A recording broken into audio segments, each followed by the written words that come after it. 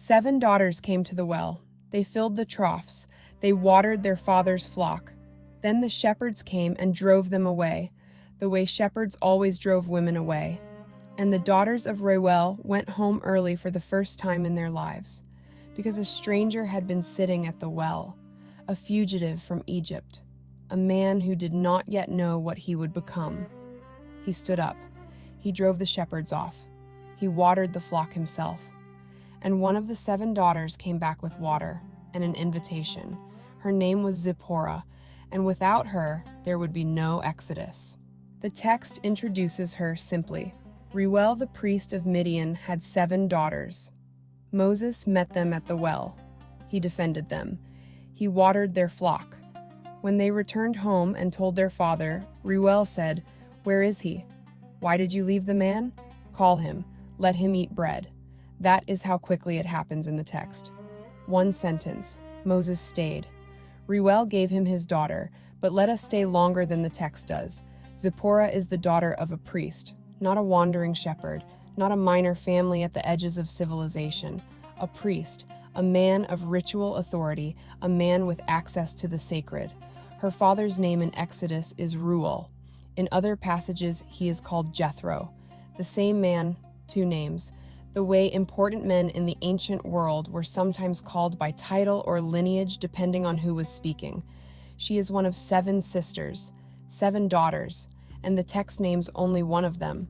Her name in Hebrew is Zipporah, a small songbird, something that moves without being followed, something present without being noticed. She will live up to that name in ways the text never explains. Before we can understand Zipporah, we need to understand where she is from. Midian is not a mythological backdrop.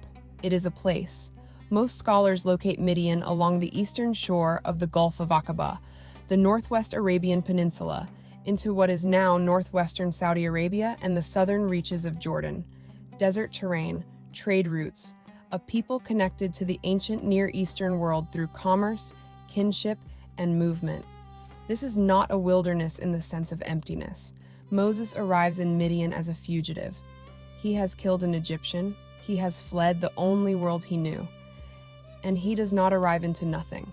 He arrives into a functioning society, a priestly household, a place with wells and flocks and daughters who know how to work. The Midianites are not strangers to Abraham's line. Genesis tells us that Abraham had children by his second wife, Keturah, and one of those children was Midian. Zipporah is not an outsider to the story of Abraham. She is part of an older branch of the same family tree. And this land, Midian, is where Moses learns to shepherd. It is where he encounters God at the burning bush. It is where he is formed, slowly, across 40 years, into the leader he will become. Midian is not a waiting room between Egypt and the Exodus. Midian is a school, and Zipporah is part of what he learns there.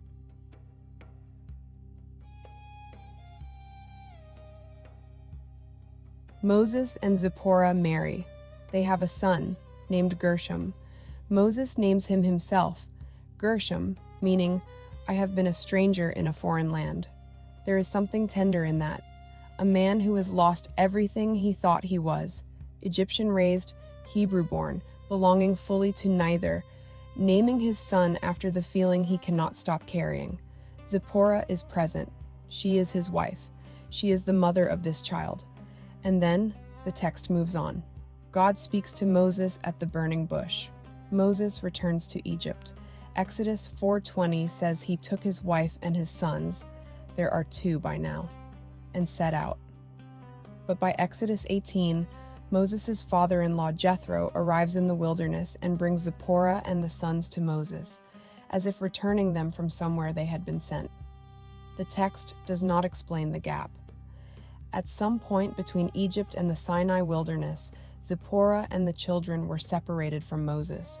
Whether she chose to return to her father, whether Moses sent her back, whether the journey was too dangerous or the mission too consuming. The text does not say. It simply records the separation without comment, and if we are not paying attention, we miss it entirely. But there is one moment we must not miss, one moment the text records in full and immediately abandons. the most cryptic scene in the entire book of Exodus. Moses is on the road back to Egypt. God has spoken. The mission has been given. And then, in 3 verses, something happens that the text never explains. Read it again. The Lord, not an enemy, not a foreign God, but Yahweh, the God who has just commissioned Moses, moves to kill him. No reason is given. No warning precedes it. No explanation follows it. Zipporah acts. She picks up a flint, not a bronze knife, a flint, the oldest and most elemental cutting tool, and she circumcises her son. She touches Moses' feet with the foreskin, and she speaks, "Bridegroom of blood." The phrase is strange in any translation. It is said twice, once in the moment, once as the text explains what she meant. Whatever it means, it works. The threat passes. God lets him alone. Moses lives. The Exodus can begin now. Let us sit with what the text is actually saying. The most widely held interpretation is that Moses had not circumcised his son, a failure to keep the covenant sign that God established with Abraham. In the logic of the text, this is not a small omission. Circumcision is the mark of the covenant between God and the descendants of Abraham. It is the sign that you belong to this promise. Moses, the man God has chosen to lead his people, has left this undone. Zipporah knows what Moses has not done, or she understands in this terrifying moment what must be done, and she does it, without being instructed, without waiting for Moses to act, without hesitation. She performs the covenantal act that allows the mission to continue. She invokes language of sacred binding, bridegroom of blood, language that claims relationship, that names what has passed between them through this act. Scholars have debated this passage for centuries. The grammar is genuinely ambiguous. It is not fully clear whether it is Moses or his son whose life is in danger. The meaning of bridegroom of blood has no parallel in the Hebrew Bible. The identity of what threatens Moses is never explained. What is not ambiguous is this: Zipporah acted, and the threat ended. The text moves on in the very next verse, as if this did not happen, as if a woman did not just stand between the chosen deliverer and death, with nothing but a piece of flint and the knowledge of what needed to be done. Zipporah disappears from the book of Exodus after chapter 18. No death is recorded, no farewell, no final word from her. The narrative simply has no further use for her. How did this happen? What are the mechanisms that make a woman this significant, nearly invisible in the tradition? The first mechanism is the Midianite problem. In Numbers 25, Israelite men commit acts of apostasy with Moabite and Midianite women. God's anger burns against Israel. By Numbers 31, God commands Moses to wage war against Midian, the nation that formed Moses, that sheltered him, that gave him a wife and a household, becomes the enemy. This tension is never resolved in the text. It simply exists, and it makes Zipporah theologically uncomfortable because the group she belongs to is later condemned. The second mechanism is the covenantal act problem. Circumcision is the sign of the covenant. In the tradition, it is a rite performed by men, fathers, priests. Zipporah is neither. She is a Midianite woman, outside the covenant by birth, and she performs its central rite at the most critical moment in Israelite history. That is a genuinely destabilizing fact if you need the covenant to have clean lines. And so, over centuries, the passage has been minimized, treated as a strange outlier, a ritual curiosity, something not worth preaching on. The third mechanism is simply silence. There is no tradition of devotion to Zipporah. No churches bear her name, no feast days, no iconography, no visual tradition in Western Christian art. When a woman has no image, she becomes harder to see. And her name, Zipporah the bird, is not the kind of name that announces itself. Something small, something that does not demand your attention, something easy to overlook. Here is what the text shows us, if we are willing to look. Zipporah holds knowledge that Moses does not act on, whether he had forgotten his obligation, whether he had delayed, whether he thought it would not matter. The text does not say. but Zipporah knows what is required, and she does not wait to be told. She is not a supporting character.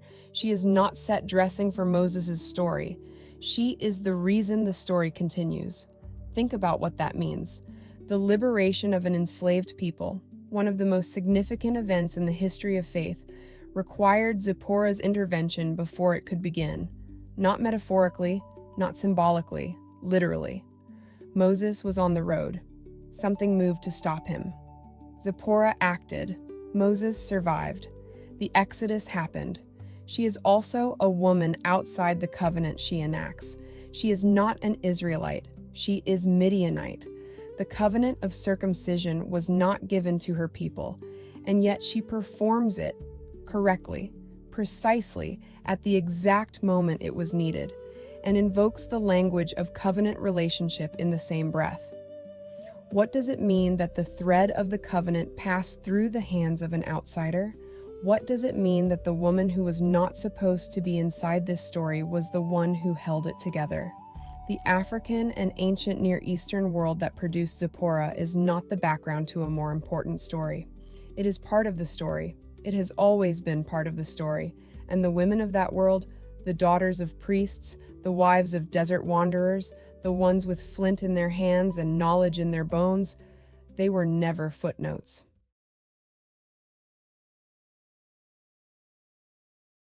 She came to the well before any of this. She filled the troughs. She watered the flock. A shepherd's daughter, one of 7, doing what needed to be done. She could not have known that the stranger sitting there would one day need her to save his life. She could not have known that she would know exactly what to do. But she did know. Her name was Zipporah, bird, something that moves through the story without being followed. Something that was there when everything was at stake. Something whose absence would have changed everything. If this episode gave you something to carry, share it with someone who would receive it. Next episode, we go to the New Testament. A woman the church labeled a sinner for 1,500 years. The text never did. She is written. The women of Scripture, seen again.